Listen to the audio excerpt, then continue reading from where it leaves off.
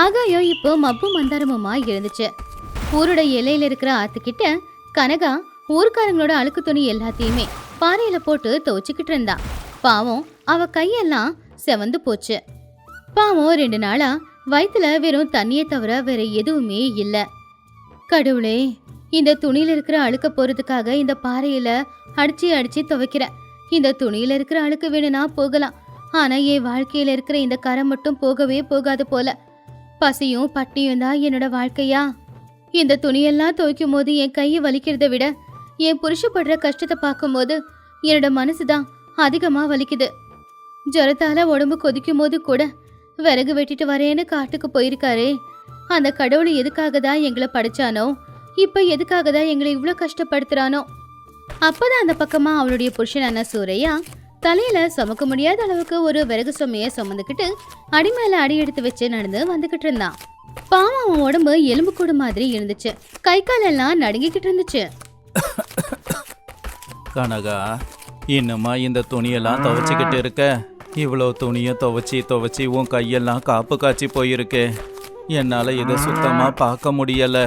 நான் உசுரோடு இருக்கும்போதே என் பொண்டாட்டி இவ்வளோ கஷ்டப்படுறா அப்படின்னா நான் உசுரோடு இருந்து என்ன பிரயோஜனம்னு தோணுது. என்னோட கைக்கு ஒண்ணுமே ஆகலைங்க. நீங்க தான் இப்பதானே கொஞ்சம் கொஞ்சமா ஜுரம் விட்டு போய்கிட்டே இருக்கு. அதுக்குள்ள எவ்வளோ பெரிய விறகு சுமைய சுமந்துக்கிட்டு வர சொல்லி யாருங்க சொன்னது? சரி வாங்க, வீட்டுக்கு போய் கஞ்சி காய்ச்சி கொடுக்குறேன், 2 பேரும் குடிக்கலாம். உனக்கு என் மேலே கோவமே வராதா கனகா? உன்னை நல்லபடியாக பார்த்துக்கிறேன்னு சத்தியம் பண்ணி உன்னை கல்யாணம் பண்ணி கூட்டிக்கிட்டு வந்தேன். ஆனால் இப்போ ஊருக்காரங்கெல்லாம் போட்ட அழுக்கு துணியை உன்னை துவைக்க வச்சிருக்கேன். உன்னை இந்த நிலமையில வைக்கிறதுக்கு நான் ஏன் கல்யாணம் பண்ணி கூட்டிக்கிட்டு வந்தனோ? வேற யாரையாவது கல்யாணம் பண்ணியிருந்தா நீ நல்ல நிலமையில இருந்திருப்ப. அப்படி சொல்லாதீங்க. என்ன உங்களை மாதிரி யாராலையும் புரிஞ்சுக்க முடியாது.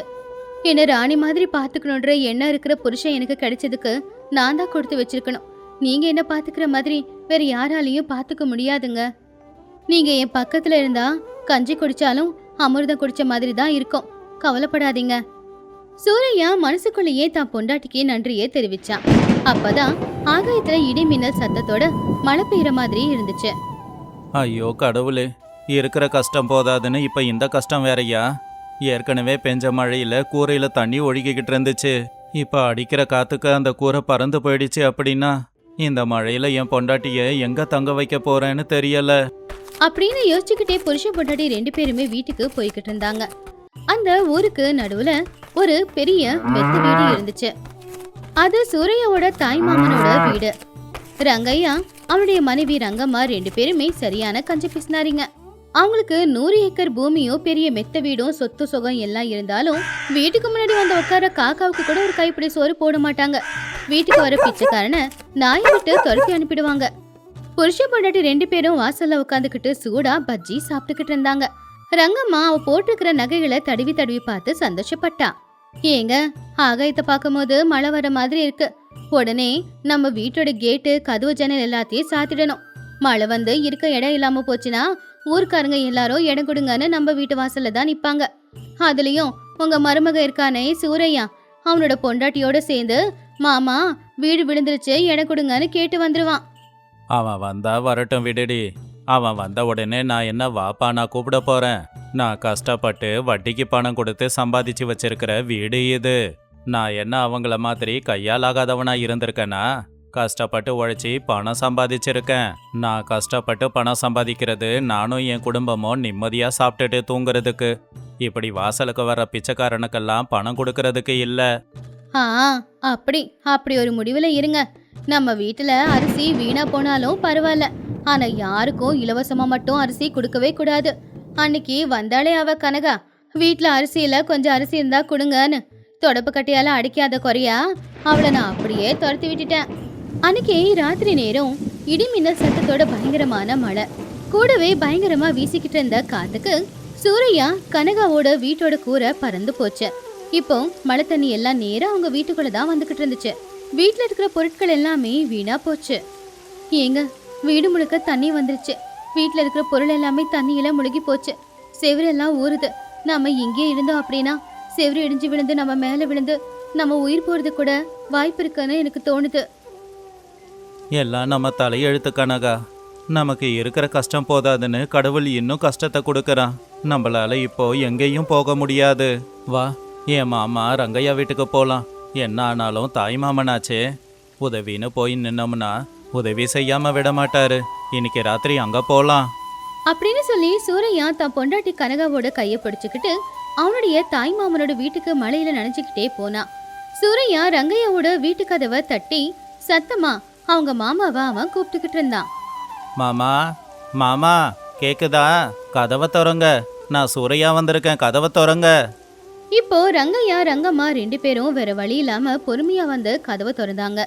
வெளியில மழையில நனைஞ்சுக்கிட்டு உடம்பெல்லாம் சேரா இருக்கிற சூரையா கனகாவை பார்த்தாங்க. ஆனா அவங்கள பார்த்து அவங்களுக்கு பரிதாபமா இருக்கல. அதுக்கு பதிலா கோவம் தான் வந்துச்சு. என்னடா, ஒரு நேரங்காலம் இல்லையா? எப்ப வேணும்னாலும் யார் வீட்டு கதவு வேணும்னு தட்டுவீங்களா? கொஞ்சமாவது வெக்கமான சுடு சொரணை இருந்தா இப்படி எல்லாம் பண்ணுவீங்களா? என்ன இது, உடம்பெல்லாம் சேரா நாத்து அடிக்குது, கொஞ்சம் தள்ளி நில்லுங்க. அப்படி சொல்லாதீங்க அத்தை. அடிச்ச மழையில எங்க வீடே இடிஞ்சு விழுந்துடுச்சு. எங்க போறது அப்படின்னு ஒன்றும் தெரியல. உங்க வீட்டுக்குள்ள எங்களுக்கு இடம் கொடுக்க வேண்டாம். மாட்டு கொட்டைகளையாவது எங்களுக்கு தங்க இடம் கொடுங்க. மாமா, நாங்க காலையில எழுந்து போயிடுவோம். ஒரு நாள் இடம் கொடுங்க மாமா. மாட்டு கொட்டையில தங்குறதுனா தங்கிக்கோங்க. ஆனா வீட்டுக்குள்ள வர எண்ணெய் மட்டும் வச்சுக்காதீங்க.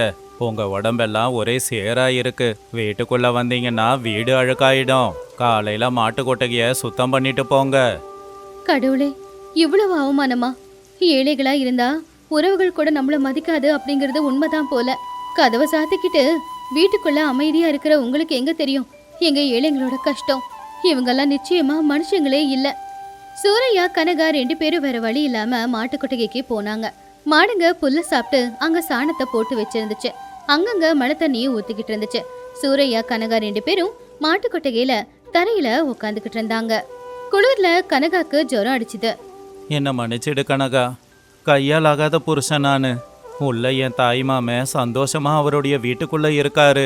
ஆனா என்னோட பொண்டாட்டிய நான் மாட்டு கொட்டைகளை கொண்டு வந்து தங்க வச்சிருக்கேன். என்னால நீயும் அவமானப்படுற இல்லையா? தயவு செஞ்சு என்ன மன்னிச்சிடு. நீங்க ஏன் கவலைப்படுறீங்க? உங்க மாமா அத்தையோட மனசு அப்படிப்பட்ட மனசு. அவங்க வீட்டுல சந்தோஷமா இருக்கிற அவங்களுக்கு மத்தவங்களுடைய கஷ்டம் தெரியவா போகுது? இந்த மாட்டு கொட்டகை கூட என் பார்வைக்கு சுத்தமா தான் படுது. ஆனா அவங்க மனசுதாங்க ரொம்ப அழுக்கா இருக்கு. நடுராத்திரி தாண்டுச்சு. மழை இன்னும் அதிகமாச்சு. பக்கத்துல இருக்கிற ஆத்தோட அணைக்கட்டு உடைஞ்சு போய் தண்ணி ஊருக்குள்ளதான் வந்துச்சு. ஊருக்குள்ள வந்த அந்த தண்ணி நேரா ரங்கைய வீட்டை நோக்கி தான் போச்சு. இப்போ ரங்கைய வீட்டுல முட்டிக்கால் வரைக்குமே தண்ணி இருந்துச்சு. காத்துக்கு கதவு ஜன்னல் எல்லாம் சாத்திக்குச்சு. ஐயோ, என்னங்க இது? தண்ணி எல்லாம் நம்ம வீட்டுக்குள்ள வருது. ஐயோ, வீட்டுல இருக்கிற எல்லா பொருளும் நனையுதே. அரிசி மூட்டை, என் தங்கம், என் பட்டுப்படுவை எல்லாம் வீணா போகுதே. நகை போனா போதுடி. முதல்ல நம்ம உசுரை காப்பாத்திக்கணும். அங்க பாரு, அந்த செவரு இடிஞ்சு விழற மாதிரி இருக்கு. காப்பாத்துங்க, யாராவது காப்பாத்துங்க. நாங்க உள்ள மாட்டி இருக்கோம். வெளியில பேர மழை சத்தத்துல ரங்கையா எவ்வளவு கூப்பாடு போட்டாலும் யாருக்கும் கேட்கல. அப்பதான் அவங்க வீட்டுல இருக்கிற ஒரு செவரு இடிஞ்சு விழுந்து அங்க இருக்கிற ஒரு தூணு ரங்கையோட கால்ல விழுந்துச்சு. ரங்கையோட கால் உடைஞ்சு போய் அவன் தண்ணியில முழுகிக்கிட்டு இருந்தான். ரங்கம்மாவுக்கு என்ன பண்றது அப்படின்னே தெரியல. மாட்டுக்கொட்டையில இருந்த சூரையாவுக்கு அவங்க கத்துற சத்தம் கேட்டுச்சு. உடனே எழுந்துச்சு பார்த்தா வெள்ள நீர் வீட்டுக்குள்ள இருந்துச்சு. கனகா, தண்ணி எல்லாம் வீட்டுக்குள்ள போயிருக்கு. மாமா கத்துற சத்தம் வேற கேக்குது. ஆபத்துல இருக்காரு போல. நான் போய் பாக்கறேன். அவங்க நம்மள அவமானப்படுத்திருக்காங்க. மாட்டுக்கொட்டையில தங்க சொன்னாங்க. நீங்க எதுக்கு உதவி செய்ய போகணும்? பணத்திமிரு அவங்க கண்ணை மறைச்சிருக்கலாம் கனகா. நான் ஏழை தான். ஆனா என் மனசு ஏழை இல்ல. உள்ள இருக்கிறது என் மாமா. என் மாமாவோட உசுரை காப்பாத்தி தான் ஆகணும்.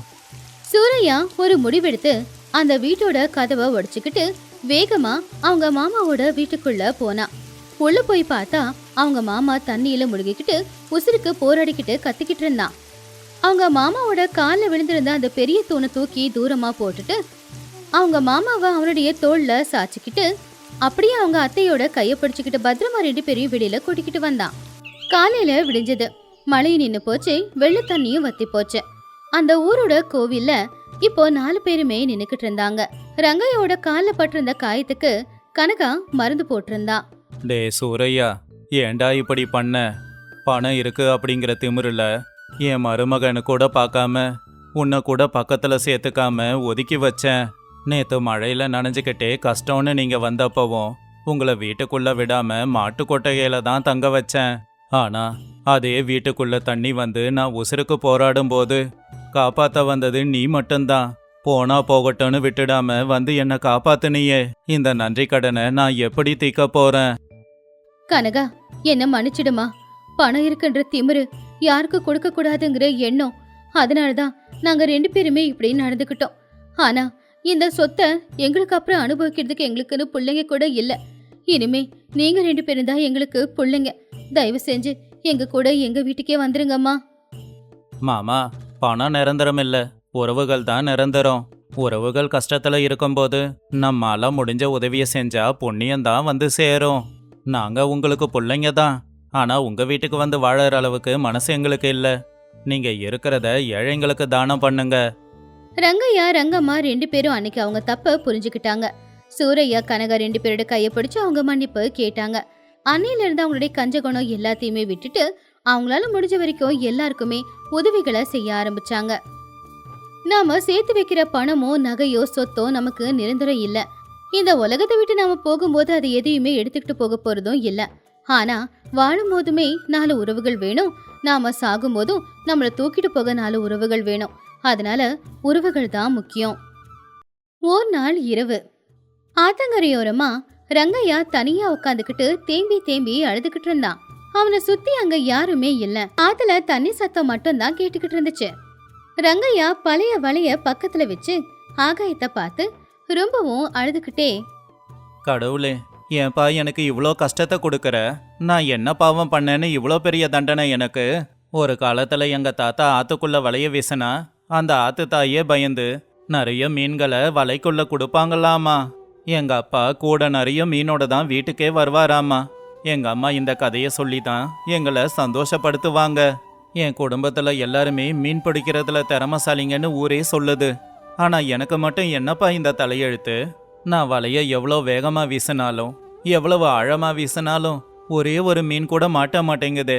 இந்த ஆத்துக்கு என் மேல என்ன கோவம்? என் கையில எதனா தோஷம் இருக்கா? நான் எதனா பாவம் பண்ணியிருக்கேனா? பசியால தவிக்கிற என் பொண்டாட்டியையும் என் பாட்டியையும் பார்க்கும்போது எனக்கு உயிரே போற மாதிரி இருக்கு. என்னை நம்பி இருக்கிறவங்களுக்கு சாப்பாடு கூட போட முடியாத நிலைமையில நான் எதுக்கு இருக்கணும்? பேசாம என்னோட உசிரையும் நீ எடுத்துக்கோயேன். ரங்கா அப்படி அழுதுகிட்டு இருக்கும்போது அவனுடைய மனைவியான லட்சுமி அவனை தேடிக்கிட்டு அங்க வந்தா. புருஷன் படுற கஷ்டத்தை பார்த்ததும் அவ கண்ணுல இருந்து கண்ணீர் வந்துச்சு. ஏங்க, எதுக்காக இப்படி தேம்பி தேம்பி அழுதுகிட்டு இருக்கீங்க? உங்க கண்ணுல கண்ணீரை பார்த்தா என் மனசுக்கு தாங்காதுன்னு உங்களுக்கு தெரியாதா? தயவு செஞ்சு அழாதீங்க. இன்னைக்கு நமக்கு நாள் நல்லா இல்லாம போகலாம். ஆனா என்னைக்காவது ஒரு நாள் நமக்கும் நல்ல காலம் வருங்க. அழாம எப்படி இருக்கிறது லக்ஷ்மி? ஒரு காலத்துல என் குடும்பத்தோட பேரை சொன்னாலே எல்லாரும் திறமையான மீனவர்கள்னு சொல்லுவாங்க. ஆனா இன்னைக்கு என்னோட நிலைமைய பாரு.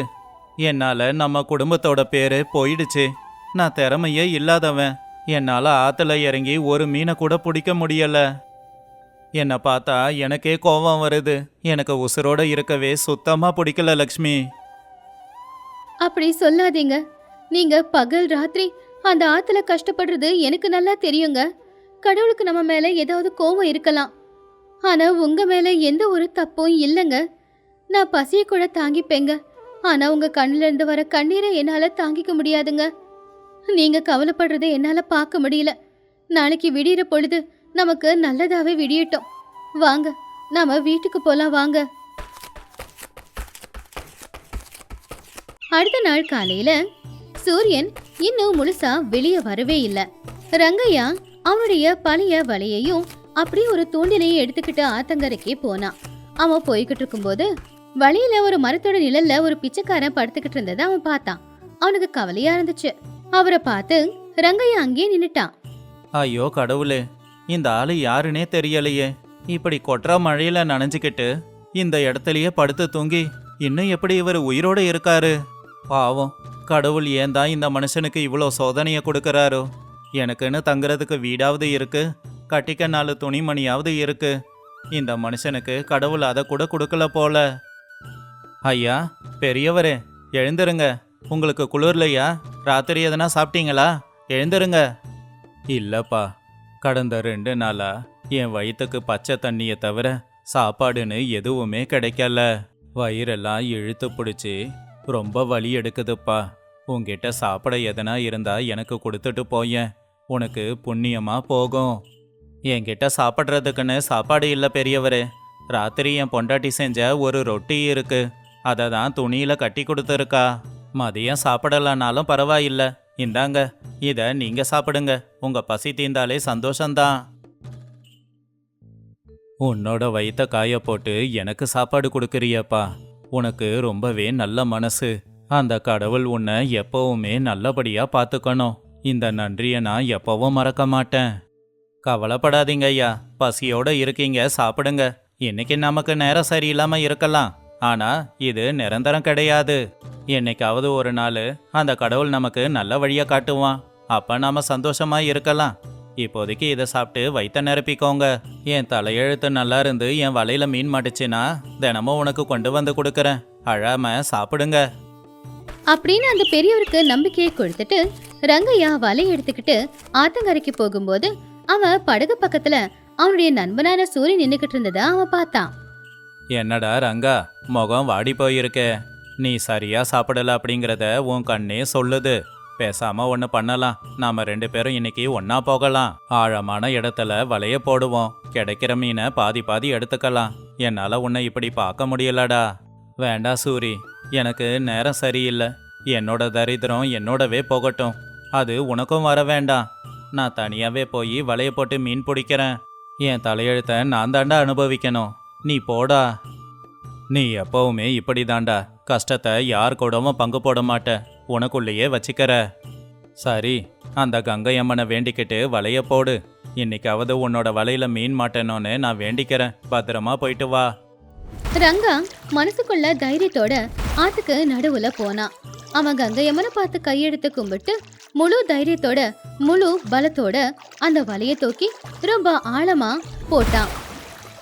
அம்மா தாயே, என் மேல உனக்கு என்ன கோவம்னு தெரியல, ஆனா எந்த கஷ்டம் இருந்தாலும் தயவு செஞ்சு என்னை மன்னிச்சு என் மேல கருணையை காட்டு. இன்னைக்கும் நீ கருணை காட்டலன்னா என் வீட்டில் இருக்கிற என் பொண்டாட்டியும் என் பாட்டியும் அவங்க உசுரை தான் விடணும். எனக்காக இல்லைனாலும் என் வீட்டு பொம்பளைங்களுக்காகவாவது கருணை காட்டுமா, உன்னை நான் கெஞ்சி கேட்கறேன். 1 மணி நேரம் காத்திருந்து ஆசையா வலையை எடுத்து பார்க்கும்போது அதுல ஒரு மீன் கூட இல்ல. ஒரே ஒரு சின்ன மீன் கூட அந்த வலையில மாட்டி இருக்கல. மறுபடியும் போட்டா மறுபடியும் மீன் கிடைக்கல. வெறும் வலை மட்டும்தான் திரும்ப திரும்ப வந்துகிட்டு இருந்துச்சு. வெறும் கையில வீட்டுக்கு போனா சாப்பிட எதுவுமே இருக்காது அப்படின்னு அப்புறம் பாட்டியோட முகத்துல எப்படி முடிக்கிறது அப்படிங்கிற பயத்துல சாயந்தரம் இருட்டாகிற வரைக்கும் கூட அவன் வலைய போட்டுக்கிட்டே தான் இருந்தான். கையெல்லாம் வலிக்க ஆரம்பிச்சுது, ஆனா ஒரு மீன் கூட மாட்டவே இல்லை. கண்ணுல கண்ணீரோட மனசுல சோகத்தோட அவன் படகை எடுத்துக்கிட்டு கரைக்கு வந்து பொறுமையா நடந்து போய்கிட்டு இருந்தான். வீட்டுக்கு போனப்போ அவனுடைய பாட்டியான ரங்கம்மா வெளியில உட்காந்துக்கிட்டு இருந்தாங்க. ரங்கையா எதுவுமே பேசாம அமைதியா போய் திண்ணையில உட்காந்துக்கிட்டான். என்னடா ஆச்சு? தினமும் வேலையை முடிச்சுட்டு வீட்டுக்கு வரும்போது பாட்டின்னு கூப்பிட்டுக்கிட்டே வருவேன், ஆனா இன்னைக்கு என்னமோ வந்து அமைதியா உட்காந்துக்கிட்டு இருக்க. என்னைக்கும் அந்த கங்கை அம்மனுக்கு உன் மேல கருணை காட்ட தோணலையா?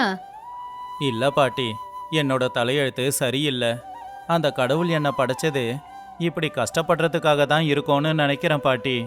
எவ்வளவுதான் கஷ்டப்பட்டாலும் எவ்வளவு ஆழத்துக்கு போய் வலைய வீசினாலும் ஆத்துல இருந்து ஒரு மீன் கூட மாட்டல. இன்னைக்கு நம்ம தண்ணியை தான் குடிக்கணும். என்னால இந்த குடும்பத்துக்கு எந்த பிரயோஜனமும் இல்லை பாட்டி. என் தாத்தா பேரை என்னால காப்பாற்ற முடியல. அப்படியெல்லாம் சொல்லக்கூடாதுப்பா. எல்லா நேரமும் ஒரே மாதிரி இருக்குமா என்ன?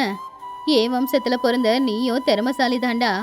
அந்த கங்கை அம்மன் ஒரு நாள் உன் மேல கருணையை காட்டுவா, கவலைப்படாத. நாளைக்கு எல்லாம் சரியா போயிடும். லக்ஷ்மியும் வெளியில வந்து உள்ள வாங்கன்னு எவ்வளவு கூப்பிட்டாலும் ரங்கையாவுக்கு வெறும் கையோட உள்ள போக விருப்பமே இருக்கல. அவன் பொண்டாட்டிக்கிட்ட சமைச்சியான்னு கேட்க கூட முடியாது. ஏன்னா சமைக்கதான் வீட்டுல எதுவுமே இல்லைன்னு அவனுக்கு நல்லாவே தெரியுமே. அதனால அவன் திண்ணையில அப்படியே படுத்து தூங்கிட்டான். அன்னைக்கு ராத்திரி ரொம்ப நேரம் ஆயிடுச்சு. அப்போ லக்ஷ்மி ஒரு தட்டுல சுட சுட சாதத்தையும் மீன் குழம்பையும் ஊத்தி புருஷனுக்காக கொண்டு வந்தா. அந்த குழம்போட வாசம் வந்த உடனேயே ரங்கையா உடனே எழுந்துச்சு உக்காந்தான். என்ன லக்ஷ்மி இது? சாப்பாடு, மீன் குழம்பு, ஆனா காலையில நம்ம வீட்டில் ஒரு பருக்க கூட கிடையாது. யாருக்கிட்டையாவது கடன் வாங்கினியா இல்லை யாருக்கிட்டனா கேட்டு வாங்கினியா? எதுக்காக லக்ஷ்மி இப்படியெல்லாம் பண்ற? நீங்க என்ன திட்டலனா நான் ஒரு விஷயம் சொல்றேன். நீங்க பசியோட இருக்கிறத பார்த்துக்கிட்டு என்னால சும்மா இருக்க முடியலங்க. அதான் நீங்க இன்னைக்கு மீன் பிடிக்கிறதுக்காக ஆத்துக்கு போனீங்கல்ல, அப்போ நம்ம வீட்டுக்கு பின்னாடி ஒரு கால்வாய் இருக்கே, அங்க நான் போனேன். அங்க எதுக்காக நீ போன லக்ஷ்மி? என்ன மன்னிச்சிடுங்க. பொம்பளைங்க எப்பவுமே தூண்டில பிடிக்க கூடாது, வலைய போட்டு மீன் பிடிக்க கூடாதுன்னு நீங்க நிறைய தடவை சொல்லிருக்கீங்க. ஆனா எனக்கு வேற வழி தெரியலங்க. என்ன கட்டுன புருஷன் நீங்க. பசியோட இருக்கிறது என்னால பார்த்துட்டு அமைதியா இருக்க முடியல. அதனாலதான் வீட்ல இருந்த ஒரு பழைய தூண்டில எடுத்துக்கிட்டு போய் அந்த கால்வாயில நான் போட்டேனா, அதிசயமா உடனே சின்ன சின்ன மீனுங்க எல்லாம் மாட்டுச்சுங்க. அந்த மீனுங்களை கொண்டு போய் நான் சந்தையில வித்தேன்.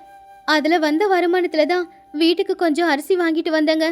மிச்சம் இருக்கிற மீனை வச்சுதான் இதோ இந்த மீன் குழம்பு செஞ்சேன். நீங்க சொன்னா திட்டுவீங்கன்னு எனக்கு தெரியும். அதனாலதான் சாயந்தரம் இந்த விஷயத்த சொல்லல. என்ன மன்னிச்சிடுங்க. நான் எதுக்காக திட்ட போறேன் லக்ஷ்மி? என்னோட பசியை தீக்கிறதுக்காக நீ கஷ்டப்பட்டு உழைச்சிட்டு வந்திருக்க. உன்னை என் குலசாமியா தான் நான் பார்க்கணும். என்னை மன்னிச்சிடு. என்னை கட்டிக்கிட்ட நாள்ல இருந்து நீ கஷ்டத்தை மட்டும்தான் பார்த்துருக்க. உனக்கு நான் எந்த சந்தோஷமும் கொடுக்கல. என்னால உனக்கு ரொம்பவே கஷ்டம் இல்லை. இத்தனை வருஷத்துல என்ன எவ்வளவு பாசமா நீங்க பாத்துக்கிட்டு இருக்கீங்க. அதை விட வேற என்னங்க வேணும்? முதல்ல நீங்க சாப்பிடுங்க. உங்க வயிறு நிறைஞ்சதுன்னா என் மனசு நிறையுங்க. அடுத்த நாள் காலையில ரங்கையா எப்பவும் போலவே படகுல மீன் பிடிக்கிறதுக்காக போகும்போது லக்ஷ்மி அவன் பின்னாடியே வந்து அந்த படகுல ஏறி உட்காந்துக்கிட்டா. நீ எதுக்கு லக்ஷ்மி படகுல உட்காந்துக்கிட்டு இருக்க? வீட்டுக்கு போ. இன்னையில இருந்து நானும் உங்க கூட மீன் பிடிக்கிறதுக்காக வரேங்க. 2 பேருமே அந்த அம்மன் கிட்ட கையேந்தி கேட்டுக்கலாம். 2 பேரும் மனசுக்காகவும் அந்த அம்மன் கொஞ்சம் மீனை கொடுக்க மாட்டாளா? வேண்டான்னு சொல்லிடாதீங்க. ரங்கையாவும் சரி அப்படின்னு சிரிச்சான். 2 பேரும் ஆத்துக்கு நடுவுல போனாங்க. லக்ஷ்மி கண்ணு மூடிக்கிட்டு அந்த கங்கை அம்மன் கிட்ட அவ வேண்டிக்கிட்டு இருந்தா. கொஞ்ச நேரத்திலேயே அந்த வலை ரொம்ப கனமா மாறுச்சு. அத பார்த்து ரங்கா ரொம்பவுமே ஆச்சரியப்பட்டான். அந்த வலையை இழுக்க அவனால தனியா முடியவே இல்ல. லக்ஷ்மி, வலை ரொம்ப கனமா இருக்கு. இந்த பக்கம் வா, நீயும் பிடிச்சி இழு. அப்பதான் அந்த பக்கமா மீன் பிடிச்சுக்கிட்டு இருந்த அவனுடைய நண்பனான சோரி இவங்க படுற கஷ்டத்தை பார்த்து அவங்க படகுக்கு பக்கத்துல வந்தான். டே ரங்கா, இருடா, நானும் உதவிக்கு வரேன். 3 பேருமா சேர்ந்து வலையை இழுக்கலாம். வலைய 3 பேரும் சேர்ந்து கஷ்டப்பட்டு இழுத்தாங்க. ரொம்பவும் விலை அதிகமான பெரிய பெரிய மீனுங்க அந்த வலை நிறைய மாட்டி இருந்துச்சு. ரங்காவோட கண்ணுல இருந்து ஆனந்த கண்ணீர் வந்துச்சு. படகுல எங்க பார்த்தாலும் ஒரே மீனுங்க தான். 2 பேரும் சந்தோஷமா அந்த மீனுங்களை எடுத்துக்கிட்டு சந்தையிலேயே பெரிய மீன் வியாபாரியான சுப்பைய கிட்ட கொண்டு போனாங்க. டே ரங்கா, நம்ம ஊர் ஆத்தலையா இவ்வளோ பெரிய மீனெல்லாம் கிடைச்சது. இது ரொம்ப பெரிய விஷயம்தான். நீயும் ரொம்ப பெரிய திறமசாலி தான். இத்தனை நாளா எங்க ஒளிஞ்சுக்கிட்டு இருந்த? இந்த மீனுக்கு மார்க்கெட்ல நல்ல விலை கிடைக்கும். சரி, இந்தா, இதுக்கு நான் 50,000 ரூபாய் கொடுக்கறேன். எல்லாம் அந்த கங்கை அம்மனோட கருணையும் என் பொண்டாட்டியோட அதிர்ஷ்டமும் தாங்க ஐயா. இத்தனை நாளா கஷ்டப்படுத்தின அந்த கங்கை அம்மன் தான் இன்னைக்கு எனக்கு அள்ளி கொடுத்துருக்கா. நன்றிங்க ஐயா. ரங்கா நடந்து போகும்போது அவனுடைய பொண்டாட்டியை திரும்பி திரும்பி பார்த்துக்கிட்டே போய்கிட்டு இருந்தான். வீட்டுல அவங்க பாட்டி ரங்கம்மா சந்தோஷமா காத்துக்கிட்டு இருந்தாங்க. லக்ஷ்மி, நீ எனக்கு கிடைச்ச பெரிய வரம் அப்படிங்கிறத இன்னைக்கு நான் தெரிஞ்சுக்கிட்டேன். நீ படகுல காலை வச்சியோ இல்லையோ, எனக்கு நல்ல நேரம் ஆரம்பமாயிடுச்சு. இனிமே எப்பவுமே நான் மீன் பிடிக்க போகும்போது நீ நிச்சயமா என் கூட வரணும். அதெல்லாம் ஒண்ணும் இல்லைங்க. நீங்க தானே சொன்னீங்க நேத்து வழியில பார்த்த பிச்சைக்காரனுக்கு உங்ககிட்ட இருக்கிற சாப்பாடை கொடுத்தீங்கன்னு. கங்கை அம்மன் அதை கவனிச்சிருக்க மாட்டாங்களா? உங்க வயிற்ற காய போட்டு அவங்களுக்கு நீங்க சாப்பாடு கொடுத்தீங்களே, அதுக்காக கங்கை அம்மன் இன்னைக்கு உங்களுக்கு வரம் கொடுத்துருக்காங்க. இங்க பாருங்கப்பா, எப்பவுமே பொறுமையா இருந்தா அந்த கடவுள் நம்ம மேல கருணைய காட்டுவாரு. அவசரமா வாழ்க்கையில ஜெயிக்கணும்னு நினைக்க கூடாது. எவ்வளவு கஷ்டம் வந்தாலும் பொறுமையா இருந்தா என்னைக்காவது ஒரு நாள் நாம வாழ்க்கையில நிச்சயமா ஜெயிப்போம். ஆமா பாட்டி, இனி நான் கவலைப்பட மாட்டேன். என் பக்கத்துல என் பொண்டாட்டி லக்ஷ்மி இருக்கிற வரைக்கும் நான் தோக்க மாட்டேன். அன்னையிலிருந்து ரங்கையா லக்ஷ்மி 2 பேரும் சேர்ந்துதான் ஆத்துக்கு ஒன்னாவே போய்கிட்டு இருந்தாங்க. அவங்களுக்கு அந்த ஆறு நிறைய மீனுங்களை கொடுத்துக்கிட்டு இருந்துச்சு. அந்த பெரியவருக்கு வாக்கு கொடுத்தபடியே ரங்கையா என்னையில இருந்து சம்பாதிக்க ஆரம்பிச்சானோ அன்னையில இருந்து அந்த வயசானவருக்கு வயிறார சாப்பாடு போடவும் ஆரம்பிச்சான். எப்பவும் போலவே சூரி ரங்கையாவுக்கும் லக்ஷ்மிக்கும் எல்லா வகையிலுமே உதவியா இருந்தான். அப்படி அந்த குடும்பம் ரொம்ப சந்தோஷமான ஒரு வாழ்க்கைய வாழ்ந்துகிட்டு இருந்துச்சு.